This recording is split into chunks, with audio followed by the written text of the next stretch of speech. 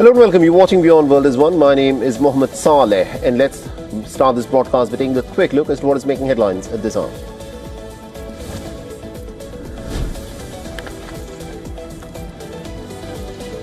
Iran's supreme leader Ayatollah Ali Khamenei says that agents involved in sedition killed Iranian citizens in Iran during the protests.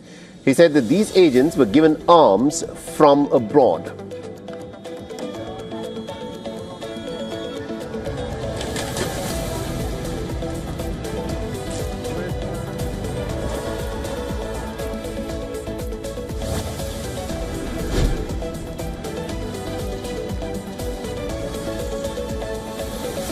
The French President Emmanuel Macron urges for a de-escalation in Syria, where fresh clashes have erupted between the government forces and the Kurdish fighters. The Kurdish forces have accused the Syrian government of betrayal as they withdraw from the west of the Euphrates River.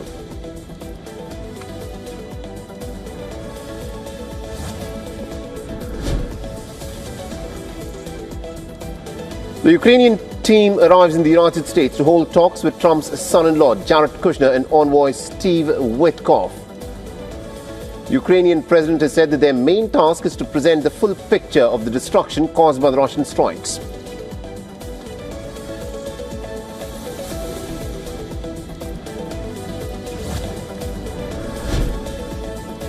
A delegation from the European Union has arrived in the South American nation of Paraguay to sign the EU-Mercosur trade deal.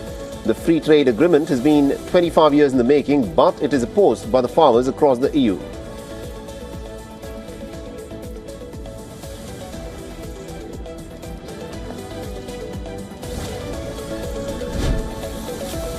The American President Donald Trump's Board of Peace for post-war Gaza Strip is beginning to take shape, with Washington sending invites to Egypt, Turkey, Argentina and Canada. The announcement has come after Trump named his Secretary of State Marco Rubio, the former British Prime Minister Tony Blair of the Iraq War fame, and other senior negotiators such as Jared Kushner to this Board of Peace panel.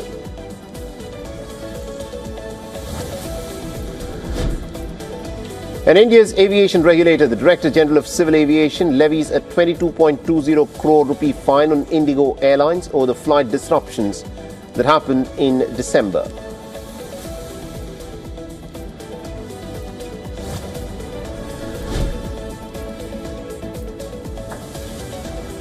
And France's First Lady Brigitte Macron and football manager Didier Deschamps switched to a DJing role at a charity event in Disneyland.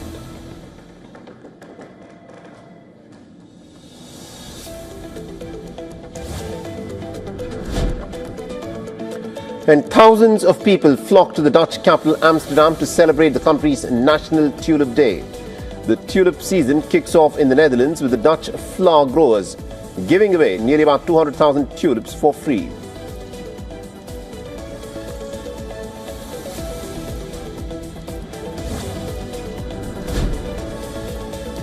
And dozens of Russians participate in the Pole of the Cold Winter Marathon in the country's Yakutia region, with temperatures plunging to as low as minus 41 degrees Celsius.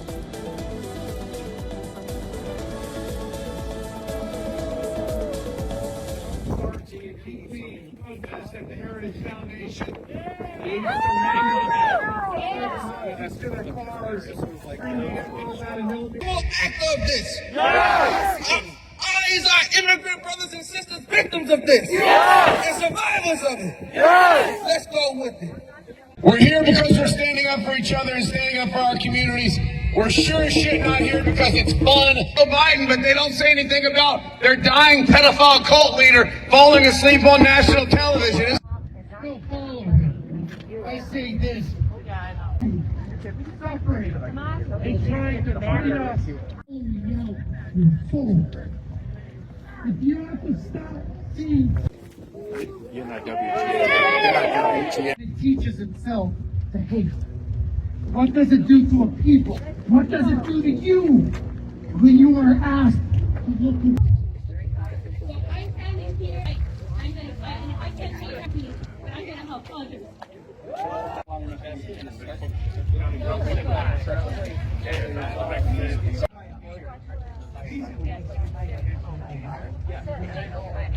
because I'm running for U.S. House, I get a tracker, and that's somebody who follows you around, tries to catch you saying.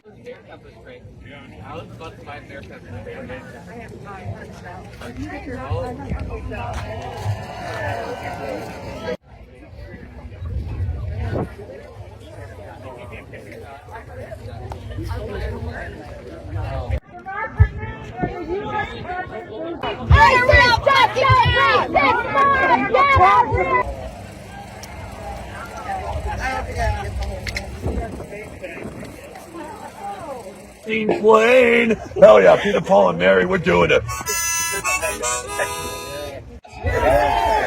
Is it genocide? Yes! Is it ethnic cleansing? Yes!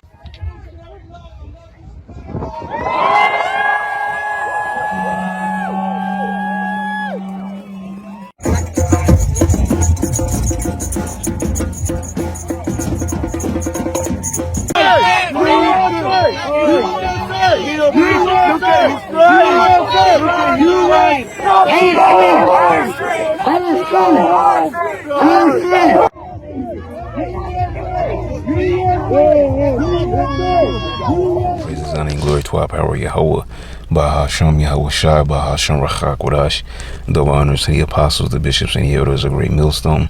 Peace and blessings to the hopeful elect of the tabernacles of David, scattered throughout the four corners of the earth, and wherever you may be, and wherever you may be, to you I say, Shalom, Yasharal, Shalom. This is going to be real brief. I just wanted to make a point here, because this is something that I mentioned before, about ICE, who we've been seeing it more often, you know, from since it first happened, but ICE is bothering people more and more just based on their accent. Also the way they look, but also a lot based on just their accent. Okay, and I want to read this real quick. I'm going to read it in the NLT. So it says, then the people, Judges 12:1, then the people of Ephraim mobilized an army and crossed over the Jordan River to Zephon. They sent this message to Jephthah.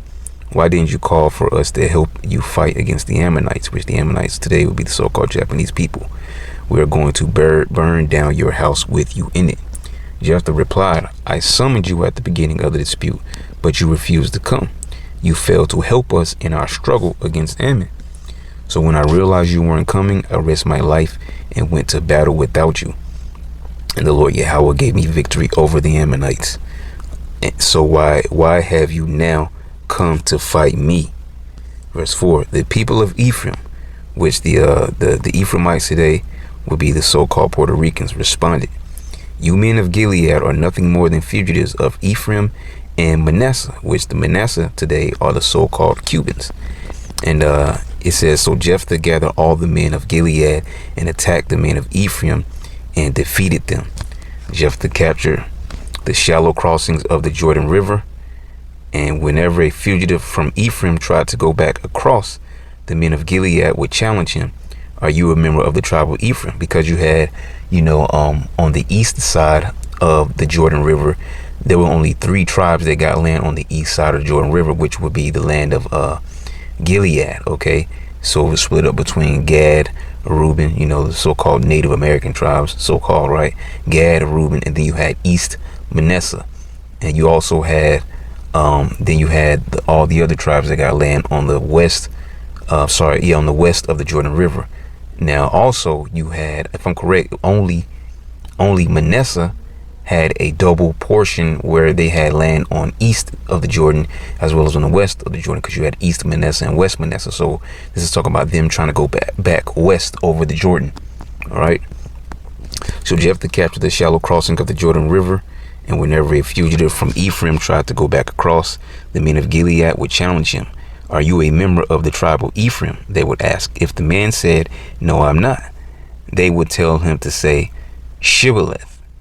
If he was from Ephraim, he would say Sibboleth, because people from Ephraim cannot pronounce the word correctly. Then they would take him and kill him at the shallow crossings of the Jordan, and all 42,000 Ephraimites, so-called Puerto Ricans, were killed at that time. Jephthah judged Israel for 6 years. When he died, he was buried in one of the towns of Gilead. All right. Now, the reason why I'm reading this passage, the point is in verse 6, where it says that they would tell him to say Shibboleth, and if he was from Ephraim, he'd say Sibboleth.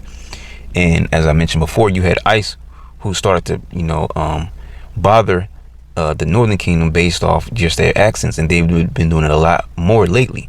And I've also mentioned how I've seen Southern Kingdom who work for ICE, as well as Northern Kingdom Israelites work for ICE. And this clip they're going to play right after this is basically what you see here in the scripture. Not anybody getting put to death or whatever, but you have someone with the accent, more than likely from the Northern Kingdom, chasing down because they were in ICE uniform, you know, trying to run down another Northern Kingdom Israelite. You can't make this up, man. All right. But these are the times that we're living in. You're going to have division, and really, you know, it pretty much it is what it is, because those that are with ICE, you know, they don't know anything about Yahweh Shema Shah, believe it. In fact, some of them probably believe in Jesus with an ICE uniform on. All right. And then you have the ones who are being so-called, you know, persecuted, which they also don't believe in Yahweh Shema Shah. A lot of them probably still believe in Jesus or whatever the case may be. So, you know, judgment is whatever it's going to be. Okay, because the gospel is going out, and there's no one that has not heard. Either, and because if you haven't heard, that means you're probably ignoring, because it's not hard to find this truth, man. Okay, but yeah, that was pretty much the quick point there. There's a lot of other, you know, decent news that I have. So, you know, I just wanted to speak on that real quick. We'll play that clip, enjoy the rest of the news, and I'm gonna say shalom. You're asking me for my paperwork because of your accent. You have an accent too. Where were you born, sir? Where were you born at? Put your hands behind your back. Ramon Monero was detained by U.S. Border Patrol agents outside his home in a Minneapolis suburb after an agent questioned whether he was a citizen because of his accent. I'm from this country. You know what, sir? Now talking to you, hearing that you have an accent, I have reason to believe that you are not born of this country. So you just made an accent? What country are you from? According to Monero, agents took a photo of him and searched a system that indicated he's been a U.S. citizen since 2019. They also checked his U.S. passport card, which he keeps in his wallet, before letting him go. Monero, who was born in Mexico and obtained a U.S. passport in 2021, was detained in front of his 5-year-old daughter. Well, she was shaking when I got in the home, and she's like, "Are you okay? That we're gonna take you? I don't want to lose you." And I'm like, "You're not gonna lose me." Even though I'm a citizen, I'm still afraid, because they don't care if you're a citizen or not. And especially because I know I have a really strong accent speaking English. I know I can be a target, because that's who are they targeting, just because our appearance and because of our accent. CNN has contacted the Department of Homeland Security for comment on the incident and to ask if agents are allowed to temporarily detain people on the street with accents. This is your one warning, okay? Keep following us, and we'll get all of you. This is the soundtrack to life in Minneapolis.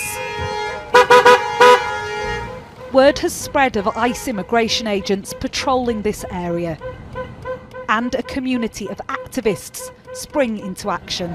Get his ass! Get his ass! This black SUV in front is another car that people suspect of being ICE, and that's why you hear the beeping and the whistles again. A network of volunteers communicate via a secure messaging platform. Can I get a plate check on Kilo 77, Florida plate? That one is confirmed. All right. Modelled on a police dispatch call. They were both traveling together. The Florida expedition just took a U-turn. Just right at the lights. We're riding along with one of them. Within half an hour, we're surrounded by a team of ICE officers. This is our first interaction. This is your one warning, okay? Keep following us, and we'll get all of you. Those officers just approached the car, and they said if we in this car continue to impede them, that they'll break the windows. We're going to take you out of the vehicle, and we're going to forcefully take you out of the vehicle. We're going to take you out of the vehicle. You're on camera, okay? A while later, they're back again. Still, no laws have been broken. 3,000 ICE officers have been sent to Minneapolis, some of them with only a couple of months' training. We've got some updates here out of Minneapolis as Trump is threatening to invoke the Insurrection Act. The National Guard as you can see here in this image, is on the ground in Minneapolis. They have Humvees doing patrol routes, and they're working on the outer perimeter, it seems, kind of as a backup if they're needed at this point. Now there's chaos busting loose in different pockets. On the live stream, I showed all kinds of different events and things that are going down in different areas. Little skirmishes and fights that are breaking loose, and a lot of chemicals being used in the air that's hitting not only protesters on the ground, but all the journalists and any other people caught up in the mix of it. We also have a ruling where ICE agents are not allowed here to retaliate against protesters or to stop drivers in the streets during chaotic situations. So they've been ordered via a district court judge here that ICE cannot detain or tear gas peaceful protesters in the area. So a lot of questions about all the chemicals, again, being used on people because innocent bystanders on the street, downwind, are getting hit with these plumes. Questions are being raised, and all this is kind of nonstop. It's going on and on. So Trump said he doesn't think at this very second he needs to use the Insurrection Act, but he's ready to use it in any moment, as soon as it gets crazy.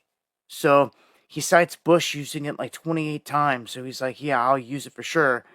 As soon as the next thing pops off. So it's almost guaranteed that's going to happen here at some point, especially as it gets warmer out.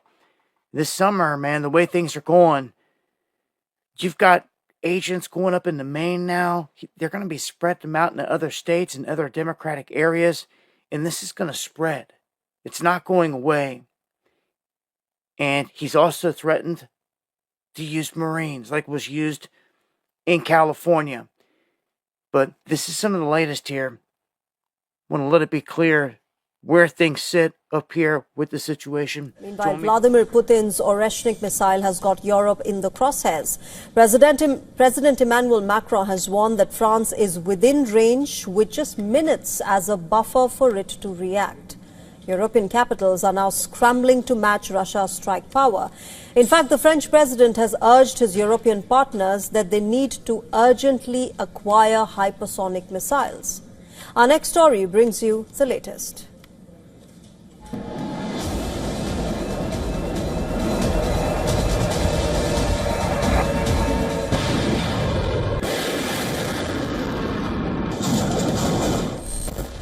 Paris is worried. A new Russian missile has rattled Europe's nerve center. President Macron is warning France could be minutes away from impact. Russia's new generation Oreshnik missile is sending shock waves through European capitals, and Paris is on the edge. French President Emmanuel Macron has warned that the missile has the range and the speed to strike France, forcing Europe to confront a brutal reality. Its skies may not be safe. Russia's Oreshnik is a high-speed maneuverable missile designed to overwhelm air defenses.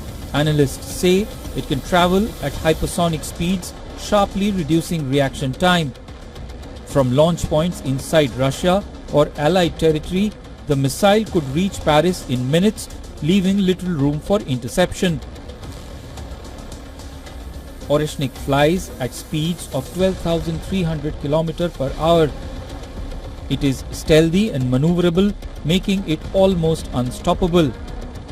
The massive range of over 5,000 km puts several European capitals in its range. This missile can reach London or Paris less than 10 minutes when launched from Belarus. France is now urgently pushing Britain and Germany to jointly develop new missile defense systems capable of shooting down Oreshnik. The message from Paris is clear. Europe cannot rely indefinitely on American systems. It must build its own shield.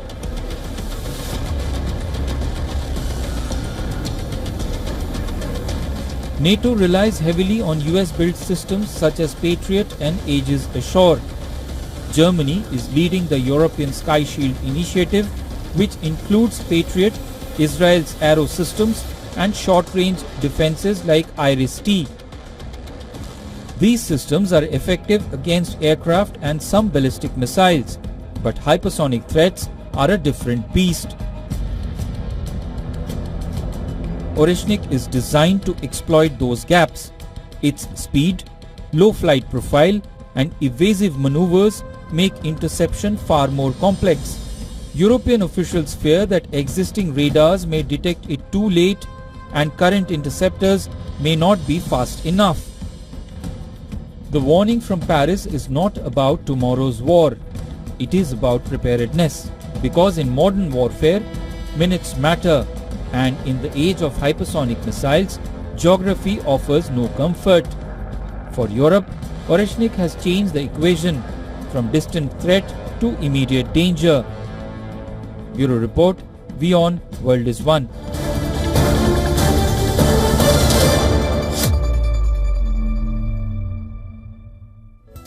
All right, let's now get you some breaking news that's come in from the United States, where President Donald Trump has apparently unleashed a tariff tirade on European NATO allies. Trump has imposed an additional 10% tariff on Denmark, Norway, Sweden, France, Germany, the United Kingdom, the Netherlands, and Finland. And these are the same countries that have now sent troops to Greenland for exercise Arctic Endurance. Donald Trump has announced a 10% tariff on these countries starting from the 1st of February 2026, and this will go up to 25% by the 1st of June. Donald Trump has said that these tariffs will continue till the deal to purchase Greenland is not reached. And this comes after Europe had launched a rapid two-day military deployment to Greenland. Germany sent 13 reconnaissance personnel. France deployed about 15 mountain warfare specialists. Sweden, Norway, and Britain have sent even smaller teams, with the mission is, of course, to try and amp up the Arctic defense. All right, and our correspondent Susan Tehrani is joining us with more updates on this. Susan, this is a list of nations that are some of the best allies of the United States of America. Tell us more about these tariffs that have now been slapped on these nations. Yeah, so Mohammed, in a post on Truth Social, Trump said that starting February 1st, several European nations, the ones you mentioned, would face 10% tariffs on all goods sent to the U.S. Trump says that those tariffs would jump to 25% on June 1st and remain in place until a deal is reached in what he called the complete and total purchase of Greenland. Now, Trump is also accusing European nations of playing dangerous games. The threat puts NATO unity really under pressure right now because Greenland is tied to Denmark. Denmark is a NATO ally, and Trump is linking economic punishment to these geopolitical demands, something we've never seen before. And many analysts say that this could ultimately cause retaliatory tariffs, raise costs for consumers, and hit industries on both sides of the Atlantic. So European leaders, they're going to be pushing back very strongly, no doubt, since Greenland is part of the Kingdom of Denmark. It has its own government. And the territory continuously says it's not for sale. But again, it seems Donald Trump is not backing down. Greenland seems to be on his mind more than anything else in terms of foreign policy right now. Indeed. Thank you very much, Susan Tehrani, for joining us with all those updates there.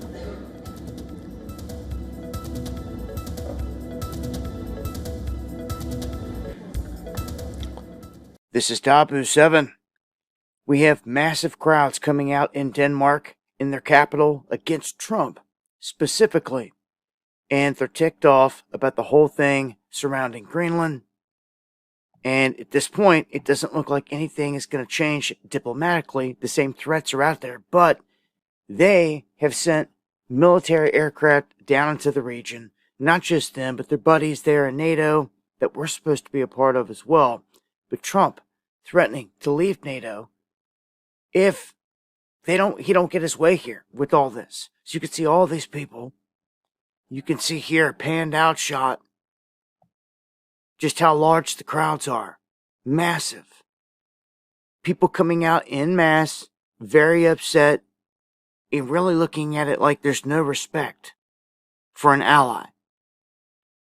And not only have other countries participated and doing drills down here within the past 48, 36 hours. But Greenland themselves sending down these F-35 fighter jets and a French MRTT tanker to work in these drills off the coast. And really, some are saying it's moot because it's really all they've got. They're calling on their buddies for backup. And that's the entire point that Trump has here, that they can't defend themselves. And that if you look up and down both waterways, it's China and Russia all over the place. And it's the truth. Well, look what just happened. They just signed a pact with China. Denmark signs the first ever defense pact with China to purchase J-20 and J-10C jets amid this tension with Trump and this whole NATO thing. So they're literally going right into the hands, running straight to China in this instance. And that's the whole reason Trump wants to get this area. So now they're going to go run to the enemy and sign this deal. It's an escalation nonetheless here. And I'll also say that Canada's leadership just came out and welcomed Xi Jinping and China with open arms and pushed the U.S. to the side and said that he looks forward to this relationship with China under a new world order, was his exact words, and then the headline, and turning on us. So if Trump's trying to lock down this whole hemisphere, he's got a big issue all of a sudden right here with Canada and Greenland making these moves with China right here in the open. How he handles Canada, yet to be seen. Really, nothing's been said about it. So what happens from here really is pretty big.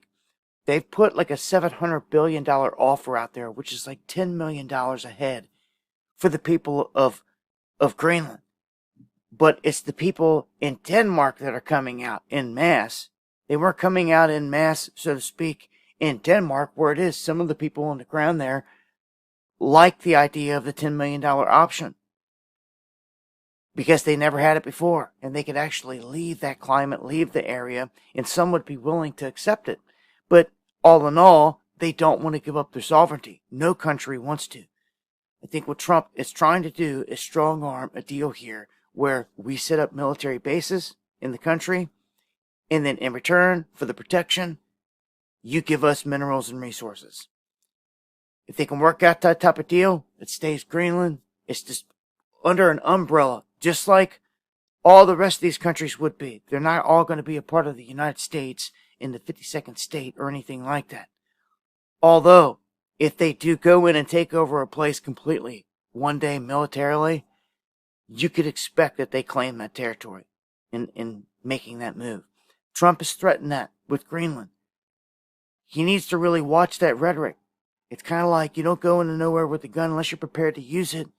And it hasn't made him look good here on the world stage, that's for sure. And a lot of people, even in Iran, the protesters on the ground that were waiting for his help because he said help was on the way, they feel let down and disappointed. They've turned on him because they say it was a setup, that he said help was on the way, he was coming to stop all the killing, and no help ever came because he stopped the strikes because they believe it would have escalated into something bigger that they were not ready for.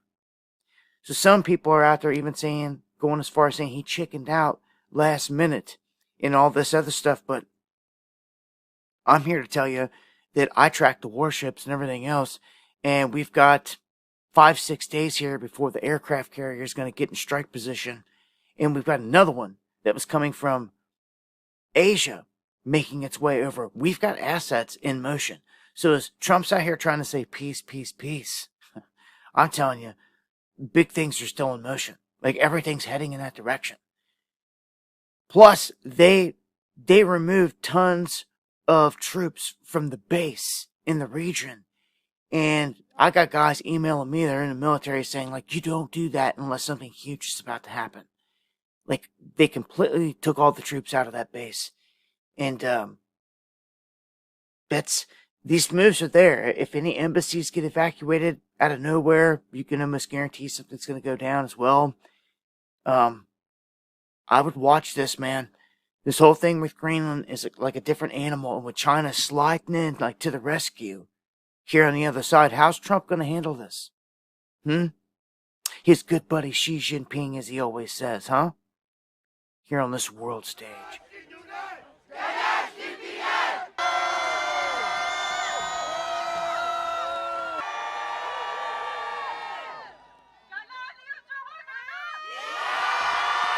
Just shows he has no remorse for any kind of human being now. He's just arrogant and a very big bully. Well, I mean, a tariff of 25% is nothing against the free world, is it? I think that's the way you have to look at it. This is a fight for freedom, it's for NATO, it's for what everything the Western Hemisphere has been fighting for since World War II.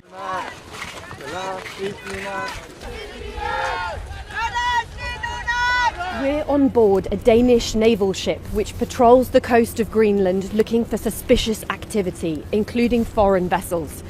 President Donald Trump has suggested the waters around Greenland are full of Russian and Chinese ships, but we've spoken to plenty of people here who say they've never seen them, as well as the experts and officials who say that claim is false. Denmark and some of its NATO allies have scrambled to send personnel here at a time when Trump is insisting the US must own this Arctic island. The Danes say the exercises are regular, and a NATO military official told AP the troop deployment bolsters the alliance's collective defences here in the Arctic. But the US is the most powerful member of NATO, and that's partly why this crisis is so difficult to navigate. By threatening Greenland and Denmark, Donald Trump is pitting himself against America's NATO allies. Finally, as the World Economic Forum 2026 unfolds in Davos, WION brings you a closer look at Kerala's next big focus: healthcare, life sciences and biotech-led growth. Backed by decades of public health leadership, the state is emerging as a high-impact health innovation hub. From digitally enabled healthcare delivery and telemedicine to biotech, preventative care and AI-driven diagnostics, Kerala is showcasing a future-ready health ecosystem. We leave you this report. Thank you for watching. Get ready to join WION and Kerala at the World Economic Forum in Davos 2026. Anchored in decades of public health leadership, Kerala is positioning itself as a high-impact hub for life sciences, healthcare and biotech-led growth. Kerala's healthcare delivery model integrates clinical excellence with digital accessibility. Telemedicine platforms bring specialist care even to the most remote communities, opening doors to better access, greater efficiency and improved health outcomes. Biotechnology, genomic research, pharmaceuticals and medical manufacturing are advancing together, powered by skilled talent, research institutions and an enabling industrial ecosystem. The state's rich biodiversity also drives groundbreaking research and innovation through initiatives such as the Kerala Genome Data Center.